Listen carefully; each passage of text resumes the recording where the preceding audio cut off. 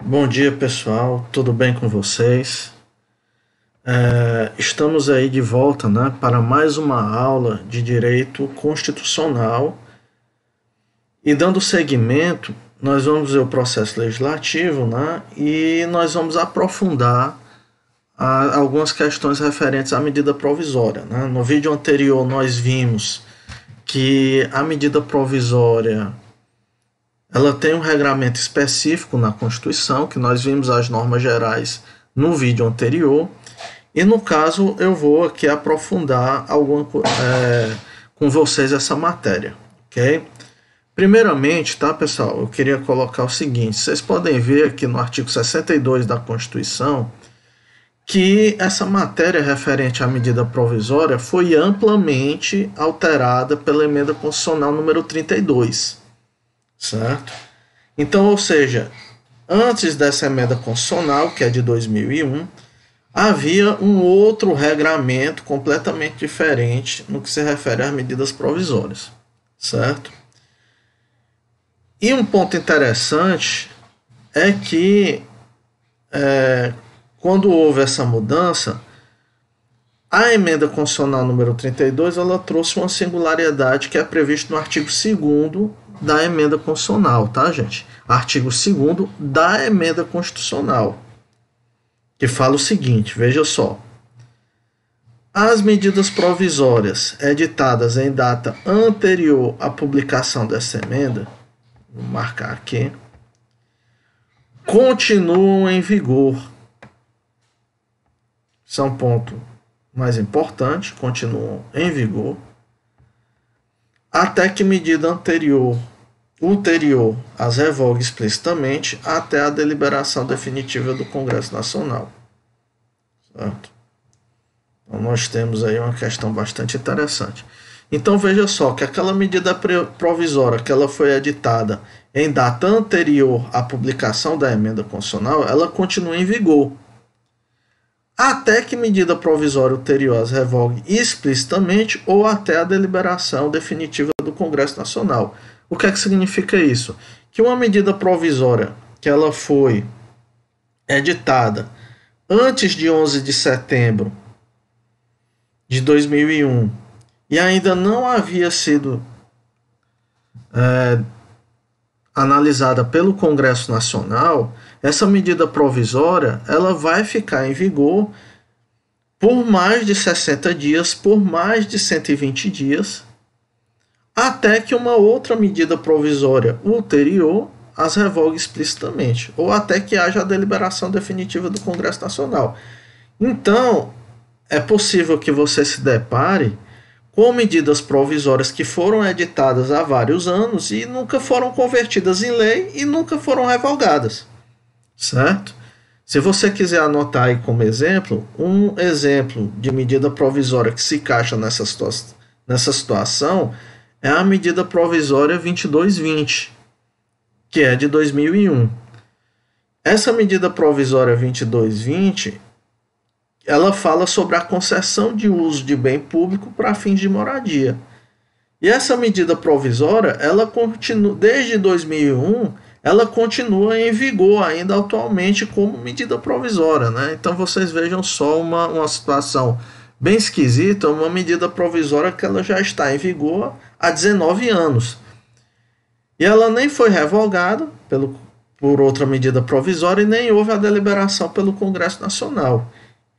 Então, por conta do artigo 2º da medida provisória, essa medida provisória 2220, ela continua valendo 19 anos depois. Imagine só, né? Alguns autores, tá, gente? Alguns estudiosos de direito constitucional entendem que esse artigo 2º da emenda constitucional, número 32, viola a separação dos poderes, né? Então, seria inconstitucional. Mas o Supremo Tribunal Federal nunca se manifestou em relação a isso, ok? Mas só para deixar isso bem claro, né, que o artigo 2º abriu essa possibilidade de que medidas provisórias continuassem em vigor indefinidamente, certo? Até que outra medida provisória ulterior revogue implicitamente ou haja deliberação definitiva do Congresso Nacional, certo?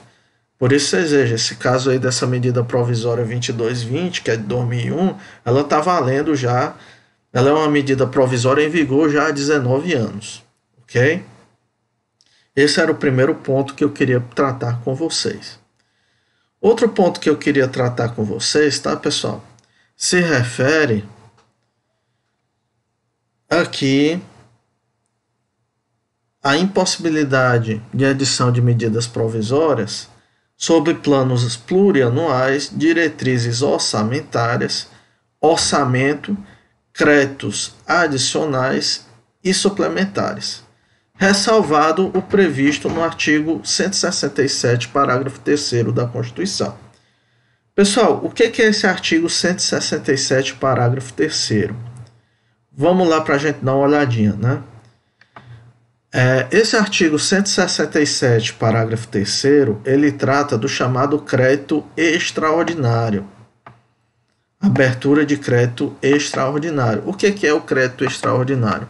O crédito extraordinário é aquele crédito que ele não está previsto em lei orçamentária, inicialmente, mas pode haver uma abertura de crédito extraordinário para tratar de situações extraordinárias, não previstas, imprevisíveis, né?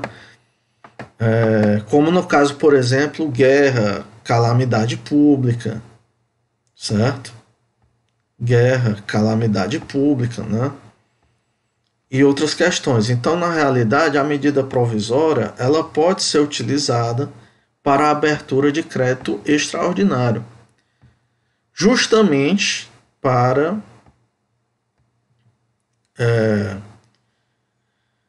tratar aí sobre as despesas extraordinárias, né, como questão de crédito, no caso de calamidade pública, guerra, etc. Pronto, chegamos aqui. Artigo 167, parágrafo 3º. Veja só, a abertura de crédito extraordinário somente será admitida para atender despesas imprevisíveis e urgentes, tais como guerra, comoção interna ou calamidade pública. Ok? Observado o disposto no artigo 62, que era onde nós estávamos falando da medida provisória. Então, veja só, esse artigo 167, parágrafo 3º, é o que trata aqui da abertura do crédito extraordinário, que pode ser feito por medida provisória, certo? Desde que obedecidos aqui esses requisitos, guerra, comoção interna ou calamidade pública, ok? Fora isso, né, uma medida provisória ela não pode dispor sobre a criação de crédito que não está previsto em lei orçamentária, certo? Somente o crédito extraordinário. Ok, pessoal? Ficamos entendidos aí? Voltando aqui para o artigo 62 da Constituição, tem uma outra coisa que eu quero tratar com vocês, tá? Se refere à questão da possibilidade de emendas parlamentares, porque nós vimos no vídeo anterior que, após ser editada uma medida provisória, essa medida provisória irá para o Congresso, certo? E poderá haver a possibilidade de emendas parlamentares, ok? É o que tem aqui previsto no parágrafo 10 da Constituição Federal. Então veja só, quando essas emendas parlamentares elas são apresentadas lá no Congresso Nacional, é importante que essas emendas parlamentares elas tenham pertinência temática com a medida provisória, certo? É necessário que haja isso, que haja pertinência temática. Então, não poderá, por exemplo, uma emenda parlamentar ela ser embutida dentro de uma medida provisória sobre assunto completamente diferente, completamente diferente para ser aprovado pelo Congresso Nacional. Muito embora, tá, pessoal, isso já tenha acontecido, certo? E o que é que tem acontecido? O Supremo Tribunal Federal tem entendido que essas emendas parlamentares, essa prática, né, ela é considerada como inconstitucional, certo? A doutrina, ela costuma chamar essa prática como uma espécie de contrabando legislativo. Então, o que é que acontece? Quando uma medida provisória ela chega no Congresso Nacional, digamos que um determinado parlamentar ele apresenta uma emenda à medida provisória que não tem nada a ver com o conteúdo da medida provisória. Então, o Supremo Tribunal Federal considera essa prática como sendo inconstitucional, ok? No caso, uma inconstitucionalidade formal. Então, caso esse projeto de lei em conversão, essa medida provisória, juntamente com a emenda parlamentar irregular, ela seja aprovada pelo Congresso, vai acontecer que essa lei que foi aprovada pelo Congresso, ela vai ser inconstitucional. Ok, pessoal? Bom, gente, então, no caso, basicamente, era isso que eu queria ver com vocês nesse vídeo, e esgotamos aí realmente esse assunto das medidas provisórias, né? No próximo vídeo a gente volta com mais espécies legislativas, ok? Grande abraço, pessoal.